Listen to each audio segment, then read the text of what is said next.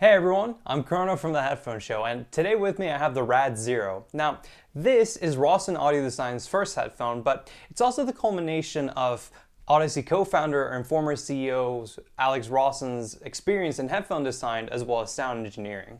Let's check it out.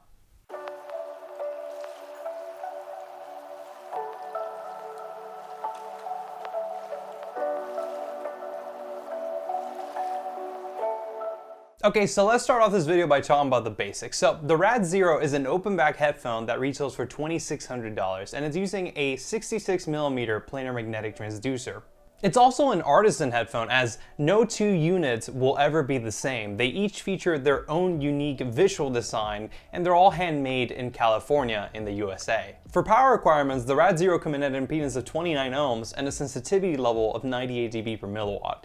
From my testing, I didn't find that they were easy enough to drive off something like my MacBook or my motherboard's onboard audio as they sound a little bit compressed, but I did find that they were very easily driven by something like the JDS Labs Atom in low gain mode or the Micro Black Label in eco mode, so I think that most discrete headphone amplifiers will suffice in delivering clean power to these. For accessories, the RAD-0 includes a Pelican-style travel case that, although not compact, will keep your headphones safe should you have to transport them somewhere. Also included is a rather nice 8 feet long dual 3.5mm to 3.5mm cable with a 1/4 inch adapter. Lastly, you also get a Rosson Audio Design sticker.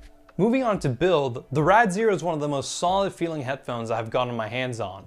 It's composed almost entirely out of metal, and the only exceptions are the synthetic leather headband and ear pads and the very striking Rosson ear cup rings. The headphone feels extremely well put together and there are no squeaking or rattling moving parts. The only part of this build that I'm not really a fan of is the sliding mechanism for the extension headband, as I worry that it might get loose over time. Aside from that, I find the RAD-0's build to be very impressive. Now, the RAD-0's comfort, on the other hand, I don't think is as impressive. For starters, they're a pretty hefty headphone that, depending on the materials used, can weigh between 550 and 615 grams.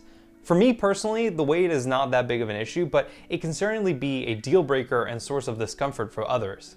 My biggest issues though are the headband and clamp on the RAD-0. The clamp force out of the box is remarkably fierce and it is the strongest I have felt on any headphone.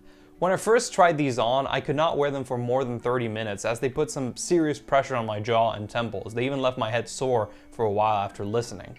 They did ease up after a couple of days of listening, but those first listening sessions were sincerely painful as a result of the clamp.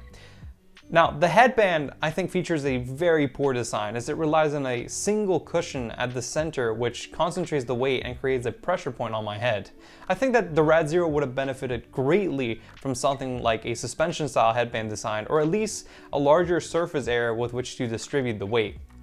Unfortunately, the RAD-0 is not one of those headphones that just disappears after putting them on and wearing them, although it did get better after a couple of days and more recently I've been able to wear them for day-long sessions.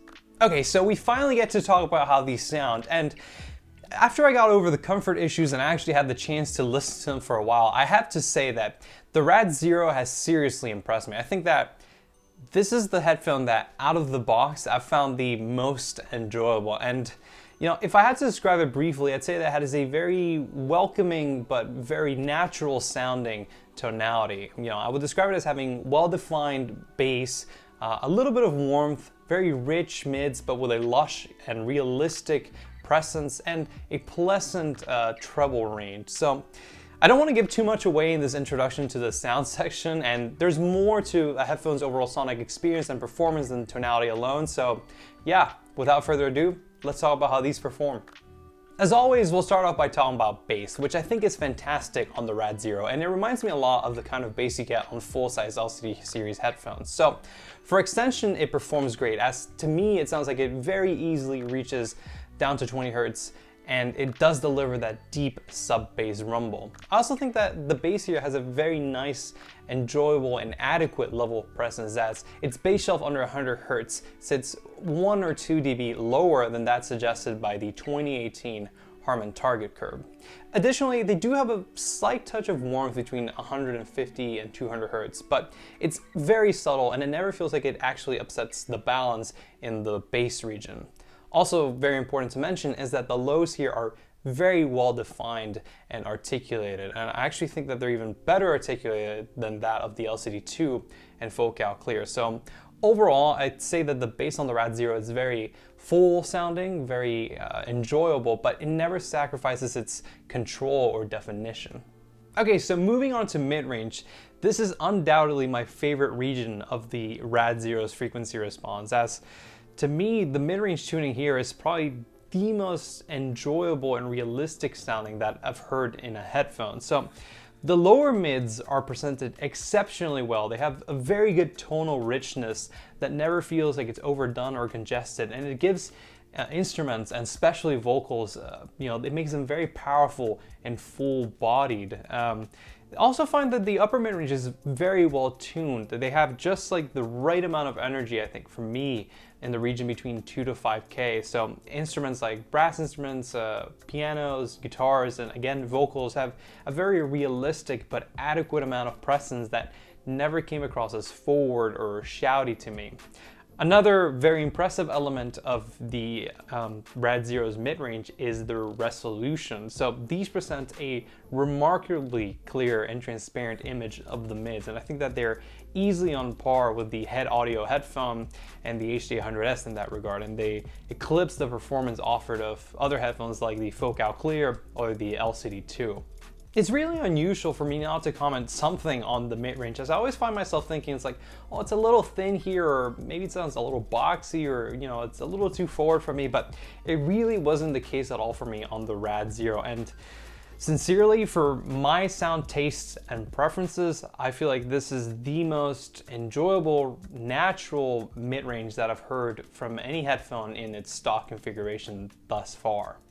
Okay, so for the last region of the frequency response, we have the RAD-0's treble range, and I don't want to sound like I'm gushing, but again, if I'm going to be honest, there isn't much for me to complain about here. And online, I've seen that some users have found the treble here to be a little bright or strident, but at least for me on this unit, that didn't seem to be the case. I personally would describe this as having a slightly warm tilt to it. But I find it to be very well tuned, and I feel like it's able to surface all the tonal nuances in the highs without ever sounding piercing or fatiguing, at least to me. And I also think that the overtones in this region are very well balanced in relation to the mids, so it gives elements in the mix very natural and well-textured harmonics. I also think that these have very good treble extension, as they have nice air qualities above 10K that add a very subtle and sweet listen to the highs. Again, I just really struggle to find anything to complain about, as I personally didn't hear any deviations that would make for an unpleasant or strange listening experience. But then again, that could only be this unit, and you have to account for my preferences as well. If I were to nitpick though, I did feel as though 6.5K could come across as ever so slightly forward every now and then, which would introduce a little bit of glare in the low treble. But aside from that, I really don't have anything else that worries me in the treble, and that was only like by 1 or 2 dB, which it was very hard to notice anyways. Noteworthy again is that the resolution on these, I think, sounds fantastic. It displays the highs with a pristine level of clarity, and cymbal crashes and splashes in particular come across immaculately on these. Moving on from frequency response to soundstage imaging and layering, I have to say that I was pretty disappointed with how the RAD-0 performed. So while they do have really good imaging, good sense of directionality and positioning, their soundstage is more akin to what you get on something like an HD600 series headphone. So it's very, very intimate, and the full-size LCD series headphones that I've listened to from Odyssey have sounded wider than this headphone. The Head Audio headphone is much wider sounding, and the RAD-0 is not even as roomy as the Focal Clear, which is definitely a bit of a letdown. And I think that what contributes partially to this is that the instrument separation was not quite on the level that I expected, not only for the price tag, but for a planar magnetic headphone. So I usually associate planar magnetics with really having a great ability to distinguish the different elements that compose complex musical passages, and giving them a very well-defined space within their soundstage. And it's not like any one track gets lost in the RAD-0, it's just that they don't feel quite as spacious. So again, I just feel a little bit disappointed by how they perform here.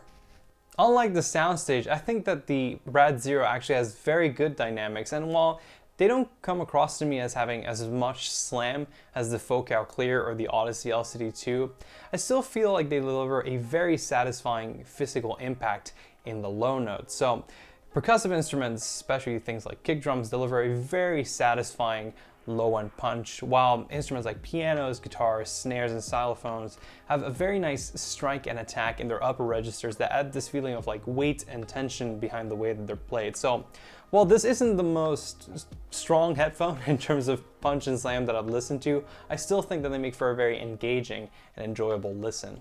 Okay, so very briefly before wrapping up the video, I wanted to mention EQ, and honestly, the RAD-0 is the first headphone that I've listened to that has had me seriously question whether I want to use EQ with it at all, because it really sounds that good, at least for tonality, and I don't think it needs it at all. But I just ended up using EQ anyways, just to bring it a little bit closer to my personal preference. And the biggest change I make is that I actually add a slight cut at 200 Hertz just to reduce a little bit of that warmth there, because that's a bit more to my preference.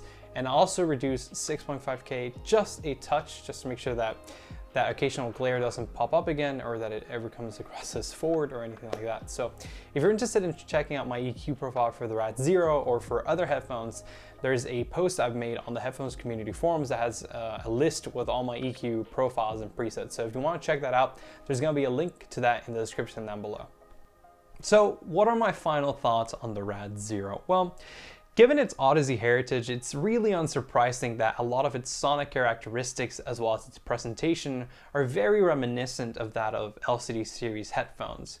However, unlike those other headphones, the RAD-0 is not challenged by quirks in its frequency response that completely throw off its tonal balance, and instead it delivers this slightly warm, tonally rich, and very natural tonality that I think many listeners will enjoy.